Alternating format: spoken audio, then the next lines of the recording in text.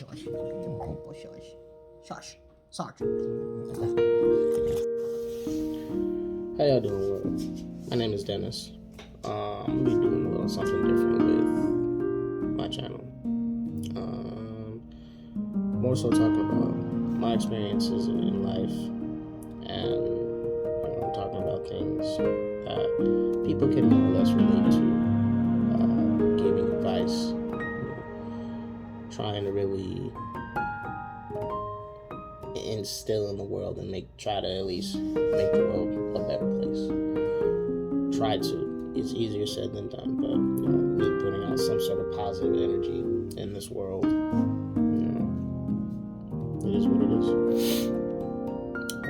What I'm gonna talk about today is the loss of my best friend and how we ended up becoming best friends and what led up to his passing. So my family is a bulldog family. We love purebred English bulldogs. We were going to actually go into the breeding business of that, but now more or less we're on the fritz of it. But beautiful breed of dogs, don't get me wrong, but just a lot of health issues with them. So we have had 3 bulldogs in total. We had Nala. She lived for 12 wonderful years, and she had passed away in April of 21. God rest her soul. Beautiful dog. Just the best dog that anyone could ever ask for. And then we have our crazy dog, Lou. And she is a year old, still a puppy, still learning, but a fucking nutcase. But she's a lovely dog. And she reminds me of our older dog, Nala, because she loves belly rubs, she loves just getting attention. And then we have Sarge, and he passed away recently in April as well. Ironically, it's weird. Our oldest bulldog had passed away in April, and then subsequently our second oldest dog, Sarge, he passed away in April as well. 2 years in a couple of days after her death anniversary, which made it even harder. But on to the story of how Sarge became like my best fucking friend. So I remember the day exactly. We ended up getting him in May of 21, and it was like more so towards the end of May was when we ended up getting him. So I was supposed to work that day, and I was sick as a dog. Like I couldn't really do anything. So I think I called out of work, or I was working that day. I'm not too sure on that portion, but I remember my wife was saying, "Well, hey babe, we're gonna go look at bulldogs," and I was supposed to go with her, but I didn't because I was not up to it. So my wife had left, and she was gone for, I want to say, a couple of hours, I think. And then she calls me, talking to me and stuff, just casual, say, "Hey babe, come outside." So I go outside, and in the back seat, I see our dog, Sarge. And at first I was pissed because I was like, what the fuck? Why would you fucking get him? We just lost our other dog. Like, that's excess amount of money we gotta pay for him and shit. So like, why are we doing this right now? Like, that's not a good investment. But my wife was like, something was telling me, hey, to get him. So we ended up getting him. And for him, it was love at first sight with him. as soon as my wife had brought him in, well, I had brought him in and carried him up the stairs and stuff. I sat down and was like looking at him and stuff. And I was like, we were trying to figure out a name for him. We were like, Sarge. I was like, I want to stick with the military aspect of names because we had a purebred bloodhound like back in 2016. We ended up selling him because we weren't able to upkeep with them, but we had named him General. So I was like, all right, well, let's keep the namesake going with the whole military aspect, and that's where Sarge, short for Sergeant for those who don't know, and then Lou, short for Lieutenant. A lot of people are like, oh, Lou, that's an Asian thing. Kind of, I mean, yes, but we call her Lou, which was a short abbreviation for Lieutenant. But back to the story. So we came up with the name Sarge. It stuck instantly. So I was sitting down on the floor, petting him, and he just snuggled out to me and had fell asleep, which was like, honestly, it was like all that frustration and anger that I felt because I was mad at my wife for getting her, or my apologies, for getting him. They went away, and it was just like, I was like, oh, yeah, this is my boy. So raised him and did everything for him. When we got him, he had just got cleared from having pneumonia, and he was already 6 months, I think, when we had, I want to say he was 6 months or he was 8 months when we had got him. So he's a little bit of an older dog, but he was one of the person that my wife said that was there waiting to get him. And if she would have left, she wouldn't have been able to get him. So the other dude would have got him. So, I mean, I applaud my wife for staying because, and she did it. But, I mean, like I said, I was mad. But at the same time, I was like, you know what? Things happen for a reason. So, when we got him, he was good for a couple of weeks, and then he had got some sort of infection on his chest where it caused his fur was all like sticky and like just it had like an odor to it. I don't know what the vet said it was. It was some sort of fucking infection or something that was on his chest that they had to shave him down, and we had to put this tropical ointment and stuff and clear him up, and we had to do the same thing with his nose. It was just a lot of things with him, health-wise. Overall, great fucking dog. Like, every time he would be out, like, he would just be on me. He'd be cuddling with me, playing, just everything that you can ask for in a dog. Scary as hell, because his dog would bark at a fucking spatula. Or, like, he wouldn't even, like, go on our patio. Like, would have to fucking, like, force him to go on the patio just to hang out. But he eventually got to hang out, like, all right, well, shit, hey, this ain't bad at all. I'm gonna go on the patio. But he was still scared of things like, he was still scared of spatulas. He freaking hated the toilet paper rolls. Every time he'd see them, things, he'd try to fucking go after them. But it was like just hilarious. I think what was one thing that he got mad at that I kept messing with him when he was it? I can't remember what it was. It was something that he would trigger him. It would trigger him, and he would he would always get so mad about it.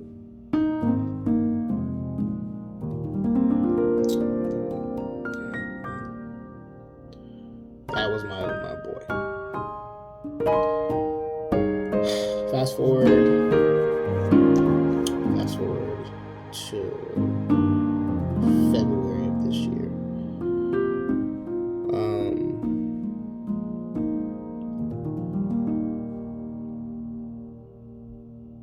When Sarge was 2 years old, he turned 2 in October.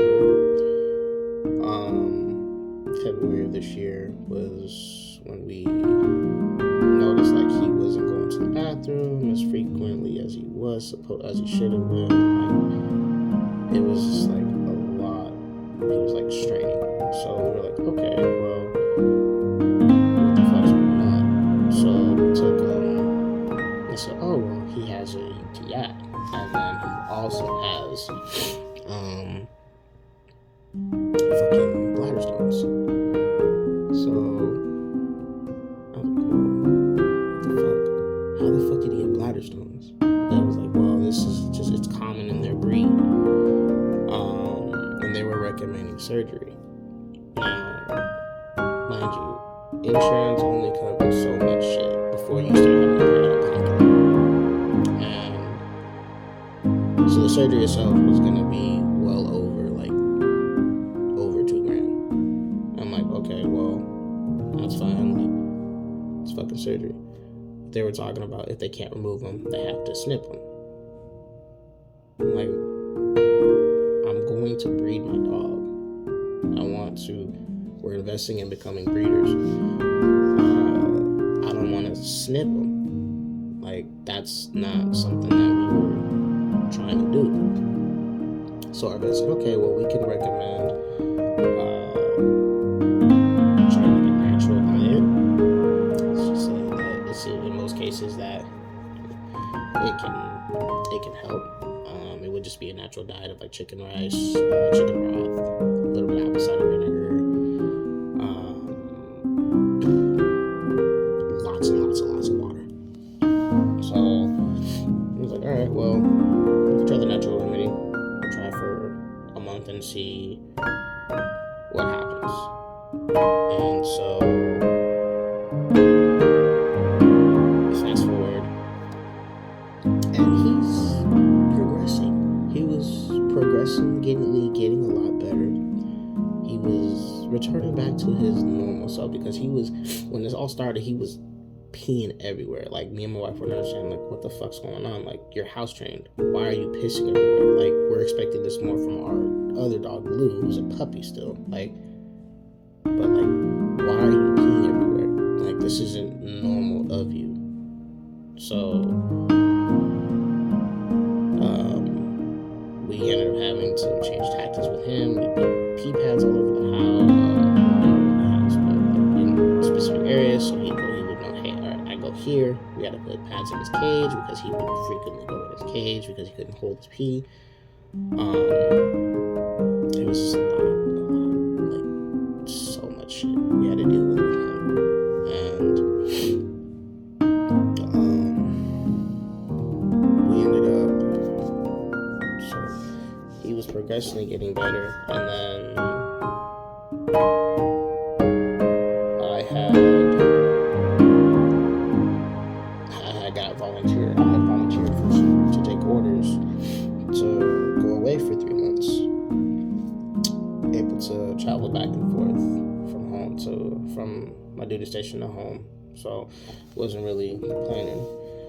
And my wife was like, well, hey, he's not peeing. And even I had noticed he was not peeing. So we were like, okay, well, we have to take him to the vet first thing. It was Wednesday morning when I was leaving. Yeah, it was Wednesday morning when I was leaving. And so I was like, okay, well, we'll take him. Well, my wife wanted to take him, so she had to take the day off. I was like, well, hey, I gotta leave. I can't take him. So I remember literally that morning when I was getting ready to leave, the last thing I said was, Sarge, you're gonna be alright, buddy, and I love you. And we're gonna see what's going on with you.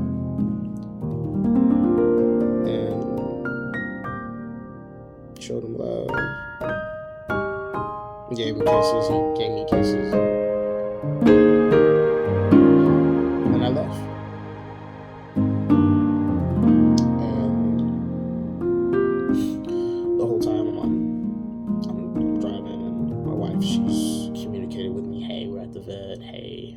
They took him back, and so it was pretty much a waiting game. So meantime I'm getting introduced, I'm doing the whole military ordeal and shit, condition is and everything else. And then, you know, my wife, she calls me. I'm not able to answer, but I call it getting her text message, and I had to let my Sarge know, hey, I gotta step out for a second. This is an important call. It's regarding my dog. So I called my wife back, and she explains, well, hey,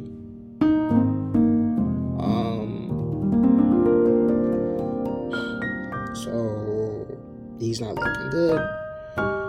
He has like 10 stones on his urinary tract.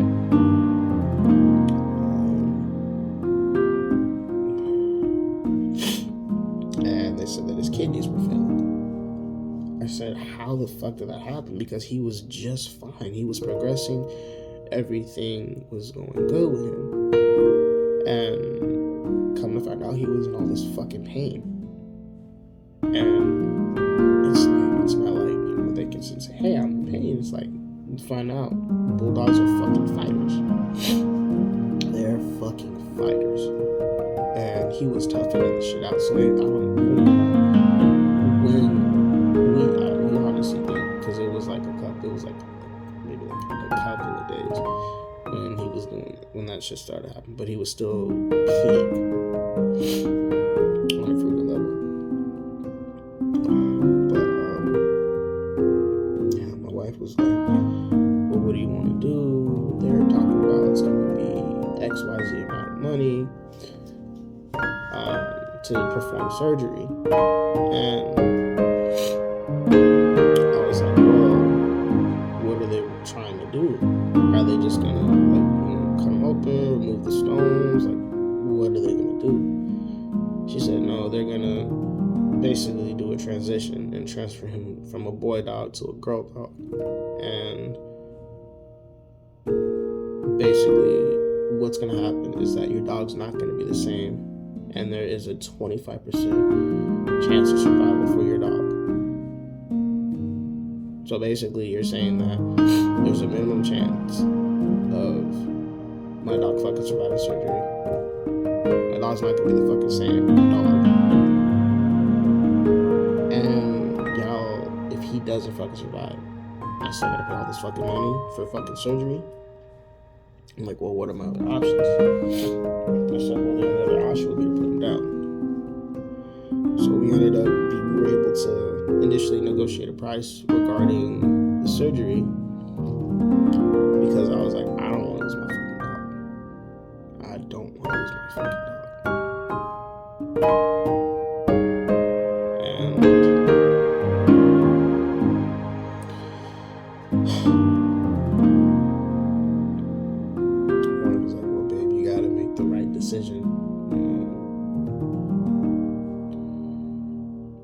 And then it's like, even then, it's like the road to recovery was going to be rough for him as well. So I made the decision to put him down. And by far, it was the hardest fucking decision I could ever make in my fucking life. I mean, we had to put down our other dog before. She's your dog. You have to make that call. And so we made the call to put her down. My wife wasn't able to be in the room with her because it was hard for her. So I stayed in the room and stuff with her, and it was difficult.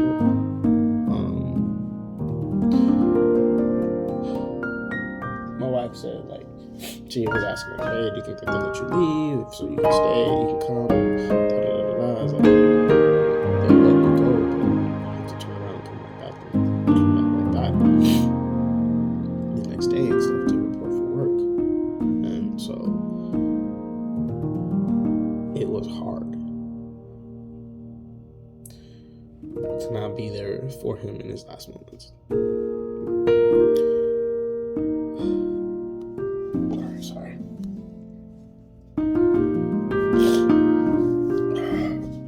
It was hard because that was my best fucking friend.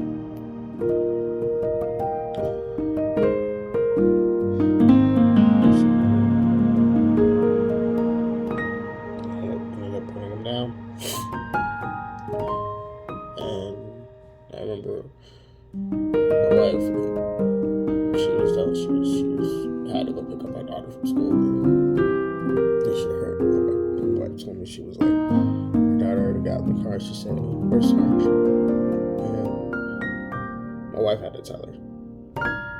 And my daughter started just bawling. Crying. She was so heartbroken. It's like, I can't even more or less talk about him, because I've been able to gradually like look at pictures of him and like talk about him more, watch videos of him. We even got a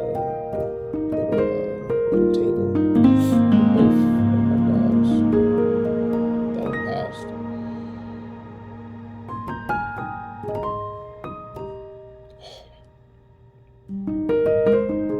It's been hard, but I know that ultimately he's not in pain. He's not fucking suffering. He has all the fucking toys and every little thing that he could fucking want. And I know that he's up there waiting for me to come back.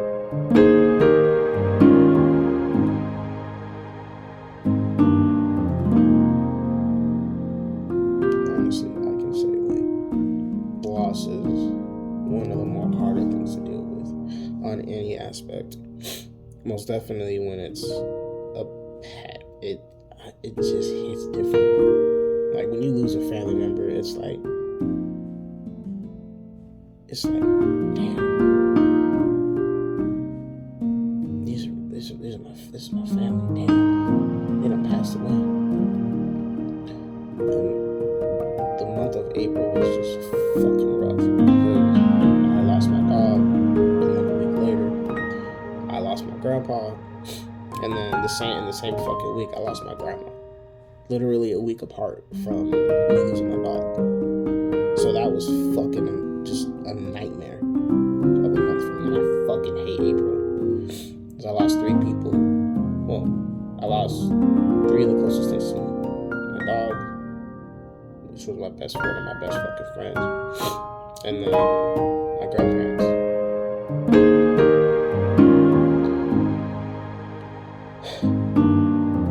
So, yeah. Trying to grieve over the loss of my dog has been difficult, but we've been getting through it, and I think it hurts more because it was like he didn't even get to enjoy a full life. He only was alive for 2 years,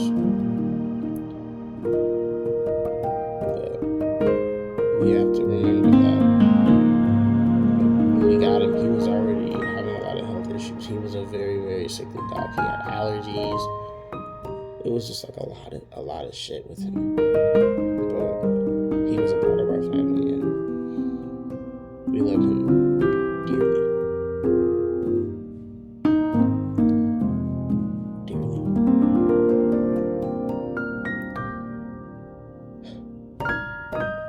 This was not how I wanted this video to go. I was trying to keep myself together, but ultimately it's just showing everyone more vulnerable on the side.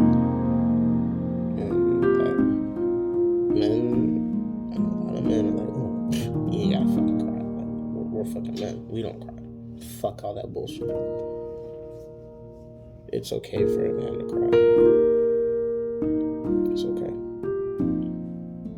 Me and my family are getting through the loss of our dog, Sarge, every single day. And we have our moments where we're good, and we have our moments when we're bad. But we're trying to tough it out.